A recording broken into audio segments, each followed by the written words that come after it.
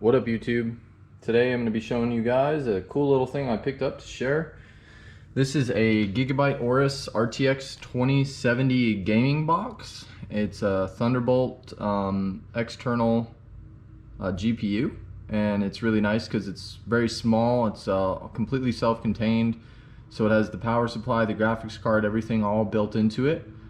So you don't have to buy the enclosure, put a power supply in it, and then pick a graphics card. So, I mean, I guess there's pros and cons to that because the other ones you can upgrade over time. So when new graphics cards come out, you can swap it. This is non-upgradable, I guess, to my knowledge. I'm sure you could take it apart and kind of finagle your own external GPU.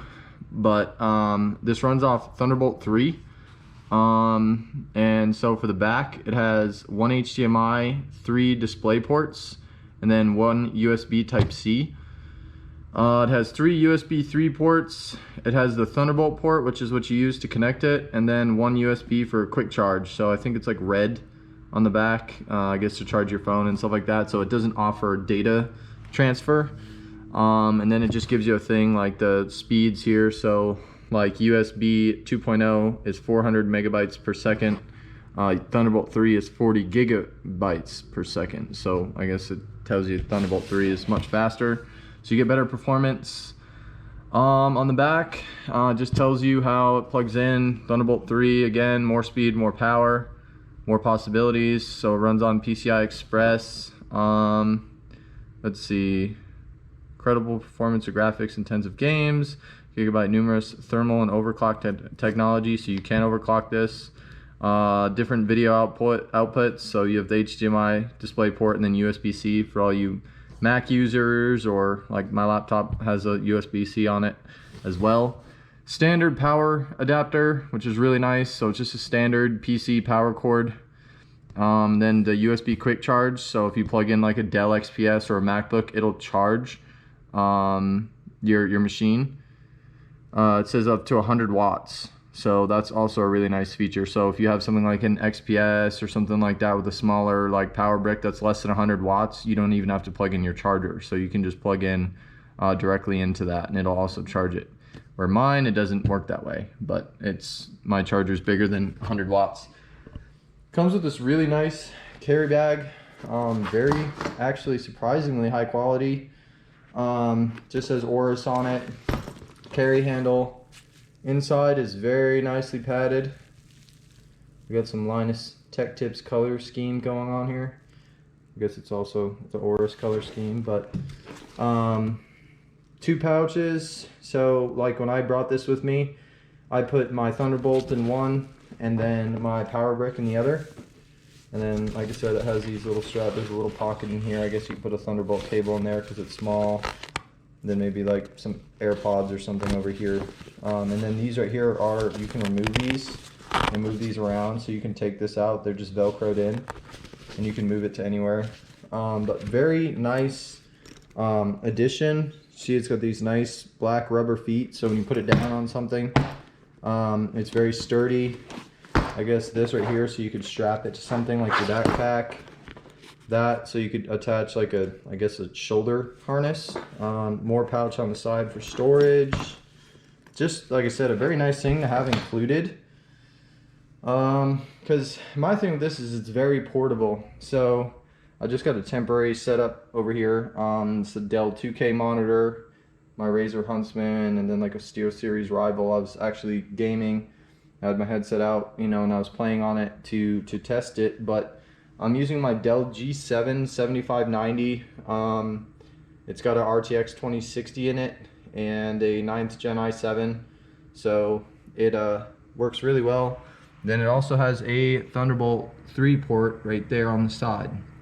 So it comes with this cable. I don't know, maybe it's a foot, 2 feet long, something like that. Very short cable, and then the power brick. And you can see right there the cooling and the fan. So you can see the big heat sink, and I think it has a 130 millimeter fan. And then on this side, it's just the power supply. You can kind of sort of see in there the power supply. But very easy to set up. I do have a couple tips that I had to get my FPS a lot better. My main thing with this is my Dell G7 runs hot, and I actually undervolt my processor to kind of keep it from thermal throttling, and it still doesn't do that great of a job. I mean, I think I undervolt it by 0.12 megavolts or something like that. Correct me if I'm wrong, but and it still gets pretty toasty. But when I'm running on an external GPU, instead of the dedicated, my laptop's not cooling both. So I get much better thermal on my CPU, and obviously much better thermal on my GPU having this external enclosure. This thing runs nice and cool, I guess, considering, I mean, probably similar to like a desktop 2070. But let me show y'all here on my screen.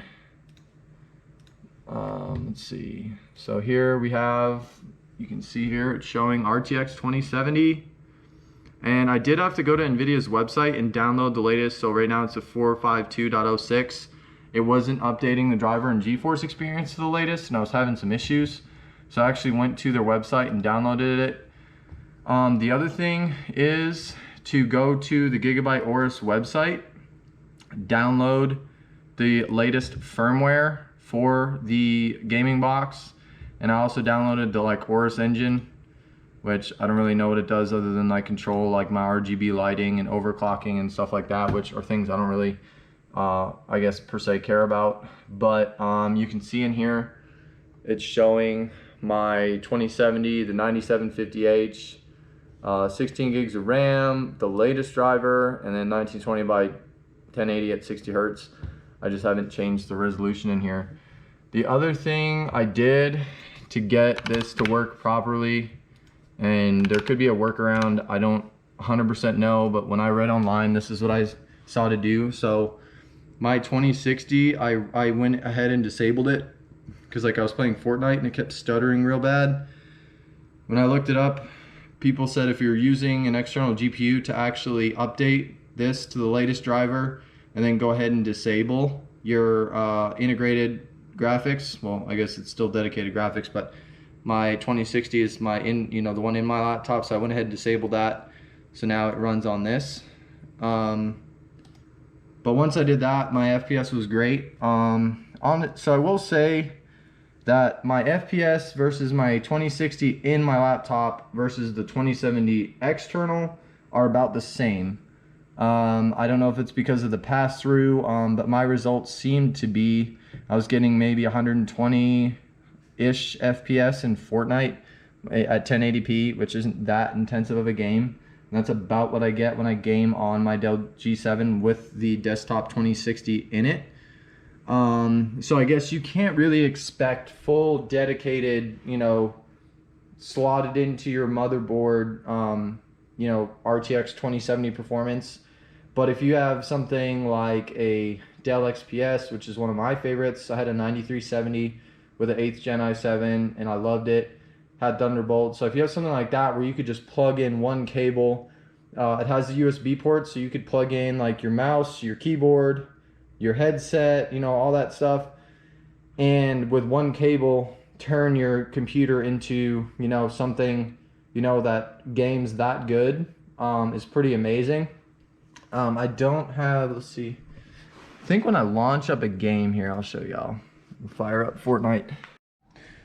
Alright y'all, there it is with the LEDs on, and it is changeable. It's just the default orange for the, I guess, Aorus color, but I ended up having to plug it into my other laptop just because I didn't want to download all the firmware and software and everything onto my Dell, which I keep and use, whereas this is going to be formatted anyways. So once I downloaded the firmware, which it's, I guess, still doing right now, everything turned on and lit up. You just have to download the RGB Fusion 2.0 to change the color, or I guess if you have like a Gigabyte laptop that already has it, you can sync this color with your, I guess, theme for your laptop.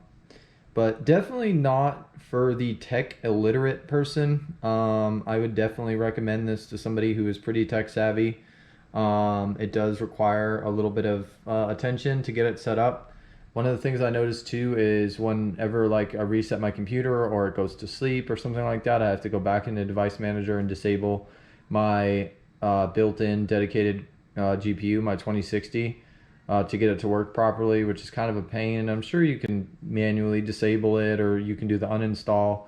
But then when I disconnect it and I want to use my 2060 on my laptop, I don't want to have to be going back in and re-enabling everything and changing drivers over. So I think it's really good for somebody that, like I said, you have an Ultrabook or something like that that's got a decent processor, decent RAM, and you want to turn it into a gaming machine versus trying to take a gaming machine and make it a better gaming machine.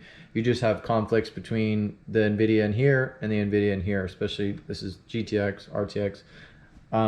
But definitely a cool thing. Like I said, very, very small.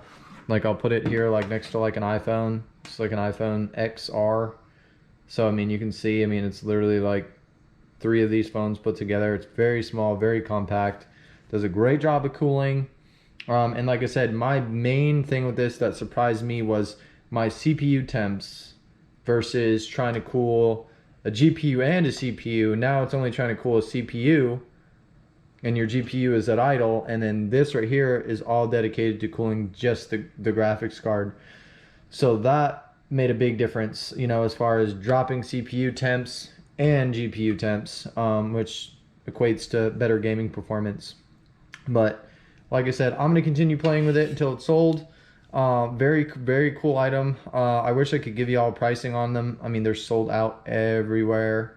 I think I've seen the 2080 Ti liquid cooled ones pop up for like $1,200 to $1,500 on eBay, which is, you know, I mean, honestly about right, considering that a 2080 Ti is about $1,200 retail for a desktop card. So if you can find one of these, the 2080 Ti liquid cooled for a laptop for around $1,200, you're crazy, but you're not overpaying. So anyways, like I said, definitely a cool item. Just don't expect straight up 2070 desktop just because you're going through the Thunderbolt port. But worlds better than integrated graphics or something like a 1060, that sort of thing. It's definitely a worthwhile upgrade, and it's nice to be able to plug in your mouse, your keyboard, like all that stuff. So I'll show y'all real quick here. So you have the 3 USB 3s, so you can actually use those for like mouse, keyboard, headset. Then the other one is just strictly for charging, fast charge, so you can plug in your iPhone and it'll charge it real fast. But anyways, guys, like I said, please drop a comment below. I'm going to continue playing with this until it is gone. But if you have any questions, definitely let me know. I've had, you know, about 3 days so far of playtime and diagnostics and what works, what doesn't. But like I said, it is the hassle of when I have NVIDIA drivers on here and in here, they kind of conflict unless when I reboot it, I got to go in and disable my GPU manually that's built in. So anyways, y'all, take care and have a great day.